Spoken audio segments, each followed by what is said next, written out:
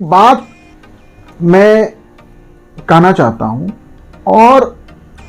ये विषय पे हो सकता है कि आपका समाज के अलग अलग लोगों का एकदम डिफरेंट ओपिनियन सामने आए या आपको लगे कि मैं क्या बात कर रहा हूं। कि मैं सालों से, जब से सोशल मीडिया है तब भी और जब सोशल मीडिया नहीं था तब भी एक बात सुनता था या पढ़ता था या कहीं चर्चा में आती थी कि जहां अक्सर लोग ये कहते मिल जाते हैं कि माई वाइफ माई लाइफ, कि मेरी पत्नी मेरा जीवन है। तो मैं सोचता हूं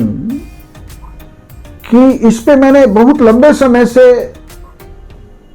सोचने के एजेंडे में ये शामिल रहा और कभी ठीक से इस विषय को समझने की कोशिश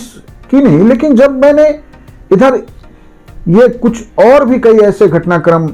सामने आए जहां आदमी गर्व के साथ, माने बहुत प्रिविलेज्ड फील कर रहा था ये बोलते हुए आदमी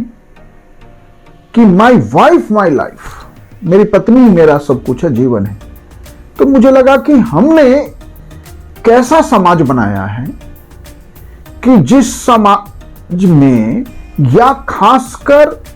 जो हमारे भारत का सामाजिक तंत्र है, हमारा जो सोशल ऑर्डर है, जिसमें मां और पिता, आप एक्सेप्शंस की बात मत सोचिए, इन जनरल या majority of the case, majority भी नहीं माने लगभग 99% से ऊपर, कुछ एक्सेप्शंस को हटा दे तो, कि जहां स्पेशली मां और पिता बच्चों के जन्म के बाद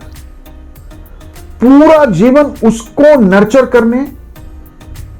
उसको टेम करने, ग्रूम करने, उसके कैरियर को एक मुकाम तक वह ले जा सके, उसमें जो बन पड़ता है, जो कर सकते हैं वो करने की कोशिश करते हैं। उसके हिसाब से सारे घर का रूटीन चलता है। बच्चे का एग्जाम है, बच्चे का बोर्ड है, बच्चे को स्कूल जाना है, उसको ट्यूशन जाना है, उसको गेम खेलने जाना है, उसे स्पोर्ट्स शू चाहिए, उसकी ये जरूरत है, सब कुछ पेरेंट्स कर रहे होते हैं। और वो बच्चा कैरियर की दिशा में आगे बढ़ता है। किसी भी व्यक्ति का जो सक्सेस है, वो सक्सेस के लिए जो पहला 20 साल है, जिसमें आप कह सकते हैं कि वो बीटेक या वो मेडिकल फील्ड में जाना चाहता है, या जिस भी किसी टेक्निकल कोर्स में या एकेडमिक्स में जाना चाहता है, कॉम्पिटिटिव दुनिया में जाना चाहता है, तो जो फाउंडेशन है एकेडमिक्स का, वो लगभग 20 सालों में बच्चा ग्रेजुएशन उसके आसपास के लेवल पे होता है। और 90% से अधिक लोगों का मैरिज उस एज के बाद हो रहा है। तो इसका मतलब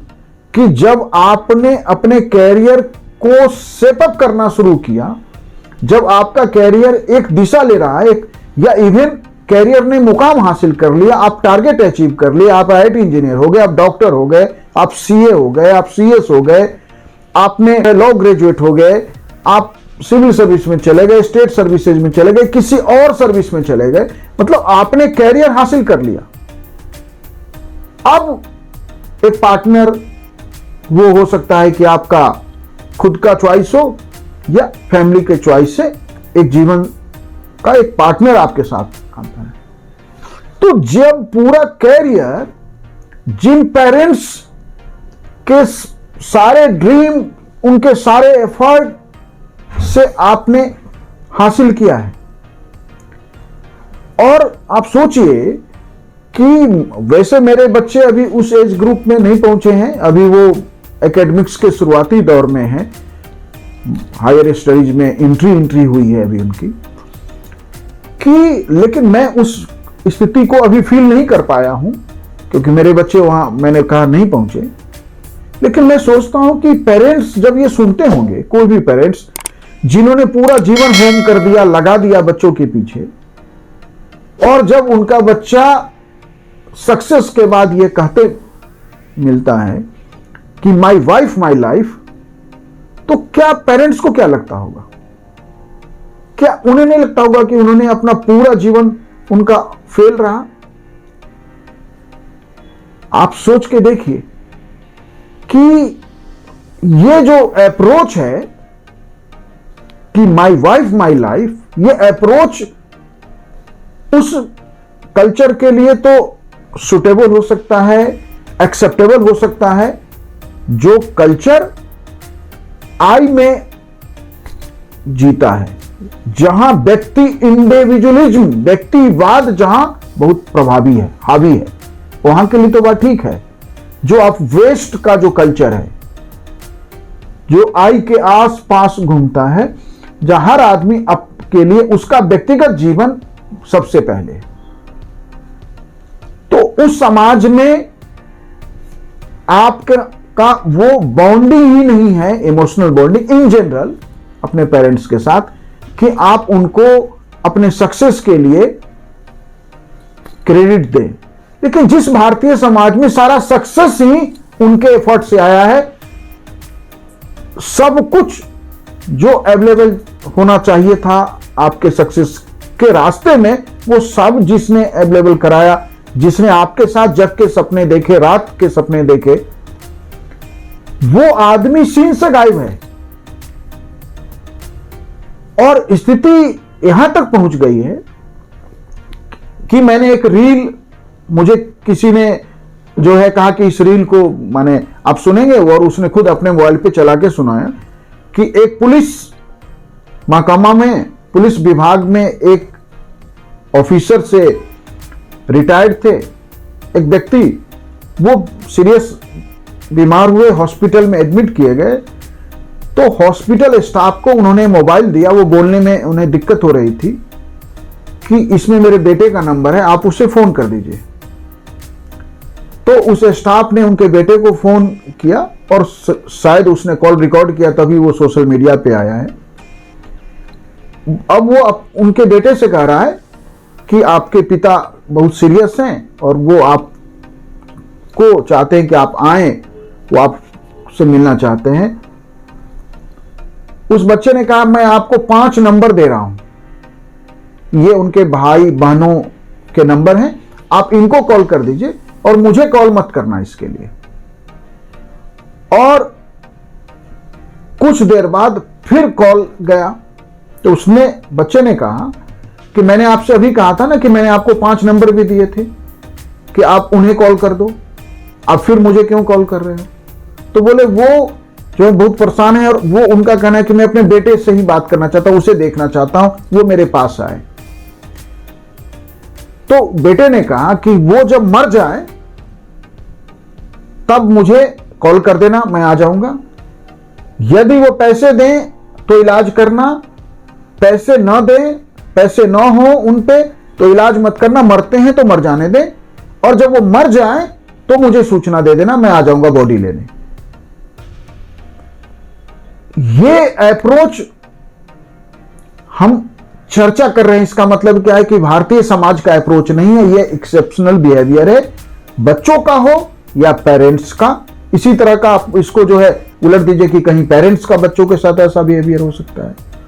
तो सवाल है कि हम जिस एनवायरमेंट को अपने ऊपर लागू कर रहे हैं, या जो एनवायरमेंट हम दिखाना चाहते हैं कि कौन सी ऐसी कमी पेरेंट्स के लेवल पे हो रही है, पेरेंटिंग के लेवल पे हो रही है, कल्चर के लेवल पे हो रही है, समाज के लेवल पे कमी रह रही है कि बच्चे अपने पेरेंट्स के प्रेजेंस में ये कहते हुए शर्म महसूस नहीं करते कि माई वाइफ माई लाइफ, मेरी पत्नी ही मेरा जीवन है, यही सब कुछ है। माने ऐसी स्थिति में यह भारतीय समाज आया है, तो इसका अर्थ है कि अब पेरेंट्स के लिए भी बच्चों का कैरियर, बच्चों को लुक आफ्टर करना प्राइम नहीं रहेगा आने वाले समय में। प्राइम व्यक्ति का खुद का जीवन होगा, क्योंकि जब बच्चों का सक्सेस के लिए भी आपको क्रेडिट नहीं है, पेरेंट्स को क्रेडिट नहीं है और जीवन का हिस्सा आप उसके होंगे नहीं, तो फिर आदमी अपना पूरा जीवन क्यों होम कर दे, क्यों खत्म कर दे बच्चों के लिए? एक बहुत बड़ा सवाल है।